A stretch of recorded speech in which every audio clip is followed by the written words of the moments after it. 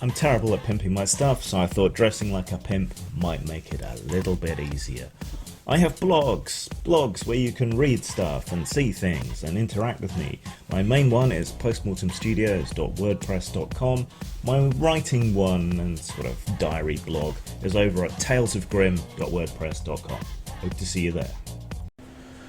Hello lovelies, this is the last of the Lamentations material I have to review at the moment, and this is Green Messiah. And spoiler alert, I left it till last because I don't like this one very much. It's also one that I can't really possibly review without spoilering. So I will put an advert for one of my products in here now, and if you don't want to be spoiled, you can leave. The whole Rose is a dying of the consumption. Rose's house, the finest and only cat house in the town of Jezebel, is up for grabs. It's every girl for herself, and only one can earn the deed to the house, and Rose's stash of gold all to herself. A rootin', tootin', moochin' adversarial story game for 2+ players. No GM, pack of cards needed, poker chips or beads needed, and you can get it at post-mort.com, lulu.com, or drive-through RPG.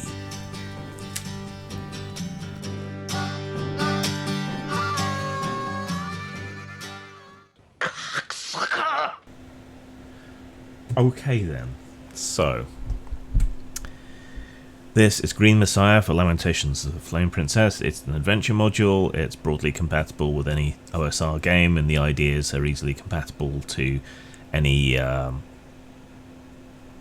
fantasy or pseudo-historical game that you might happen to want to play fairly easily. The cover's a bit of a giveaway. So it's an adventure book. It's hardback. It is in the region of 50 pages, so my usual criticisms there apply, which Mr. Raji has countered in his own way, but it remains a complaint from my point of view. We have a nice map and key on the end paper, which is okay, and well, let's just tell you what it is from the get-go. Right, this is a town called Littleworth, which sounds a little bit like Smallville, which kind of gives you a clue here. An alien spaceship crashes on Earth. The child is reared by humble parents and goes on to become a vegetable super fiend. So you can kind of tell where the inspirations are coming from. In fact, it quite sort of baldly and boldly lays out the influences. Back here, yes. Inspiration, or from whence I stole all the good ideas. Now, I'm not going to criticise that, because a lot of role-playing adventures do tend to come from quite bold inspirations from things, and can often be a lot more fun than the source material. I've found the plots of B-movies and so on to be great as RPG adventures, and much more entertaining as RPG adventures than they are as movies or whatever else. But the obvious inspirations are, well, Brightburn, which itself is inspired from Superman and so on, Colour Out of Space, with all the vegetables mutating and so on, Invasion of the Body Snatchers, people are being replaced by plant-like Gribblies. My Neighbour Totoro, can't say I particularly saw that influence in it here, but it is there. And Swamp Thing, which, if you've read Alan Moore's run, will be fairly obvious, I guess. So, what do we really have here? We have this powerful, but only under certain circumstances, creature that can actually be taken out by a single blow if you're lucky, and if it's away from the things that empower it. And its slowly expanding web of influence over the world as it seeks to take control of it, in line with its instincts as an alien superfiend. So it was raised by human parents, but it's kind of rebelled against them. It's mutating the plant life. It's producing plant clones of people. It's just gradually taking them over and spreading outwards. And there's a cult around it that thinks this plant being is the second coming of Jeebus or something. There are men in black from the Royal Horticultural Society, which is amusing, but they're investigating, and maybe you're brought on as extra muscle or something for them. To throw some confusion into the mix, there's some bandits in the area who could be allies or enemies. They're looking for their loot, and that also means that there's loot in the area as well. Littleworth is a scattered farming community, scratching a living out of the soil. The Clarks, the parents, are raising mutated beetroot. That's their crop, and the spaceship and the early mutations and so on can be found around there. There's a particular grove of trees that their son has particular love for, and one in particular tree that he enacts much of his power from. So I guess you'll be dropped in, perhaps to back up the MIBs, perhaps hired by someone else, perhaps just stumbling onto the area. Plenty of opportunities for you to take your own path besides what's laid out in the book. You will investigate, find out what's going on, and maybe put a stop to it. So yeah, many of the other adventures that I've reviewed recently, many of the other source books that I've reviewed recently, are less weird and gribbly and are much more rooted in history and more gritty and, well, not realistic, but at least more subtle stuff. This is pretty much full-on gonzo. There's not a great deal here that is necessarily useful in other games, which cuts down on the value a bit. Maybe the weird plants could be used as inspiration for other weird plants in other games, and mutations and exotic flora and so on. There's a name table chart. There's the possibility to play as vegetable people if you so wanted. There's a useful table for generating names here.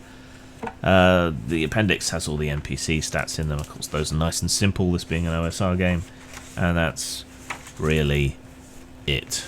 Now, I didn't like it. This isn't the sort of thing that I would run. It's very much a matter of personal taste. However, of course, I don't mind weird gonzo, but there's an inconsistency in the amount of weirdness and gonzo-ness in these recent releases from Lamentations. Previously, I've reviewed stuff for Lamentations that is full-on gonzo, and taken in and of itself, that's fine.